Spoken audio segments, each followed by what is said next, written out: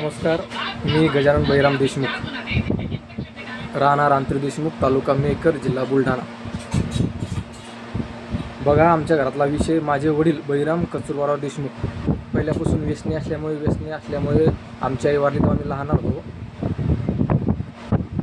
2016ला माझे वडील व्यसनी असल्यामुळे माझ्या वडिलाचे भाऊ आणि त्यांच्या बहिणी आणि त्यांचा लहाना मुलगा गोपाल बळीराम देशमुख यांनी वडिलाचं पेरलेलं शेत अक्षरशः सोयाबीन ताशी लागलेली माझ्याकडून काढून घेतलं.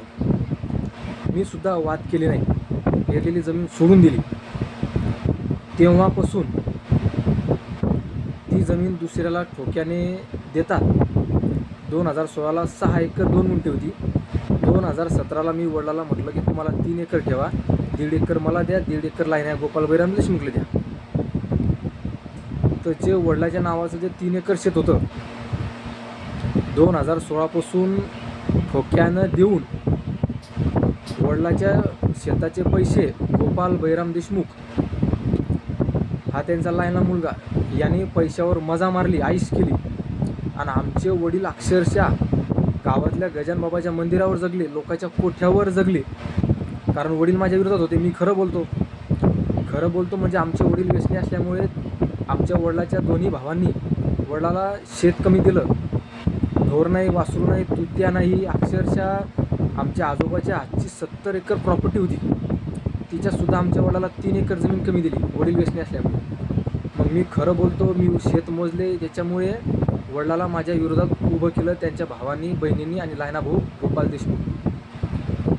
पण मी वाद केले नाही की म्हणलं आपले वडील व्यसनी आहे, आई नाही, आपण वाद करायचे नाही. 2016पासून 2025पर्यंत वडिलाच्या ठोक्याचे पैसे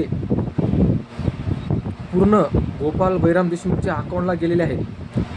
आणि वावर करणारे 2016ला ज्ञानेश्वर अशोकराव देशमुख यांनी केलं. 2017 3 वर्ष गणेश बबन पवार या व्यक्तीने केलं. त्याच्यानंतर 3 वर्ष बंडू शामराव देशमुख या व्यक्तीने केलं.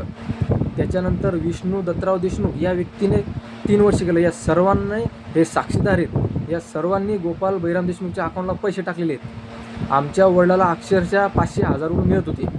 वडील लोकांच्या कोठ्यावर जगले, ज्यांच्या कोठ्यावर जगले ते स्वतः साक्षीदार आहेत. आणि गावात गजानबाबाचं मंदिर आहे, त्या मंदिरावर जगले. 2 नोव्हेंबर 2025 आमचे वडील सकाळी 10 वाजता वारले. मला कोणही सांगितलं नाही. गावातल्या सरपंचाचा मला फोन आला 3 वाजता की बाबा तुझे वडील वारले. मला घरातल्या एका व्यक्तीचा फोन आला की आम्ही बळीराम कस्तुरबाराव देशमुखले डायरेक्ट स्मशानभूमीत चेतवून द्यायला चालवलं. विचार करा या लोकांची लायकी किती आहे. वडिलाच्या बहिणीने, भावाने वडिलाच्या इस्टेटीवर मजा मारली, वडिलाला इस्टेट कमी दिली, पैशावर डल्ला मारला. लहान्या मुलाने गोपाल बळीराम देशमुखने सुद्धा मस्त मजा मारली, संभाजीनगरला आईश केली त्यांच्या पैशावर. ते लोकांच्या कुटक्यावर, लोकांच्या कोठ्यावर जगले, गजानबाबाच्या मंदिरावर जगले. आणि ज्या दिवशी तो व्यक्ती मेला तर त्या व्यक्तीले, आमच्या वडिलाले, हा गोपाल देशमुख, त्यांचे भाऊ आणि त्यांचे बहिणी डायरेक्ट स्मशानभूमीत चेतून द्यायला चालवलं होतं. मला तर सांगितलंच नाही की तुझे वडील वारले म्हणून. पण मला गावचे सरपंच ज्ञानेश्वर अशोकराव देशमुख यांचा फोन आला की बा वडील वारले. तर मी त्या सरपंचांना सांगितलं मला त्या व्यक्तीने जन्म दिलेला आहे, माझा बाप आहे, माझ्या घरी आणा, मी सगळं करायला तयार आहे. मी माझ्या वडिलाचं सर्व केलं, सर्व विधी केले. आणि तरी या गोपाल देशमुखले उपकार नाहीत. आज मी जी जागा राहतो ही वडिलाच्या वाट्याची आहे, पण इथं पहिले मातीचं पडीत होतं, मी स्वतःच्या खर्चाने बांधली. त्याला मी काय म्हटलं की तुला जर अर्धी जागा लागत असेल तर अर्धा खर्च दे, अर्धी जागा दे, घे. नाही तर तू आज 9-10 वर्षापासून वडिलाचे पैसे खवरायला किंवा ते जाऊ द्या काय पण. त्याला म्हटलं बा मला याचा एक स्टॅम्प देऊन टाक की ही जागा गजानन देशमुखला देण्यात यावं, माझी काय अडचण नाही. तर तो माझ्यावर आरही करायला आला, माझ्यावर शिवीगाळ करायला आला. विचार करा, इमानदारीची दुनिया आहे का, विचारिक दुनिया आहे का.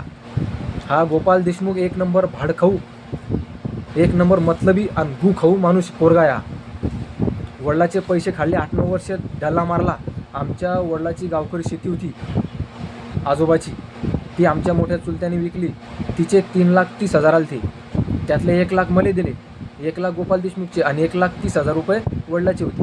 आमची आजी वारली तर आमची आजी वारल्याच्या नंतर 1 तोळ्याची अंगठी दिली ती आमच्या वडिलाला आणि 2 ग्रॅमची बाळी दिली ती वडिलाच्या वाट्यावर आली होती. ती बिन त्याच्याच पैशी आहे. तो म्हणला तर तो दे, मी देत नाही. हे बघा किती नीच लोक, हा गोपाल देशमुख किती नीच भाड खाऊ आणि गू खाऊ व्यक्ती हा. आणि मी इमानदारीने वागलो, विचारीने वागलो की आई नाही बाप असून फायदा नाही. मी वावराच्या वाटणीपत्र केलं तर वाद होऊ दिलं नाही, भांडणं होऊ दिलं नाही. असे हे नीच लोक इथं. आणि या लोकांनी माझी बदनामी केली की हा खराब आहे, हा असा आहे, हा तसा आहे. अरे तुम्ही किती बदनामी करा,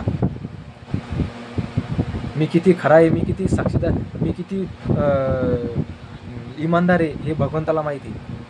असा हा गोपाल देशमुख नीच व्यक्तीचा माणूस आहे.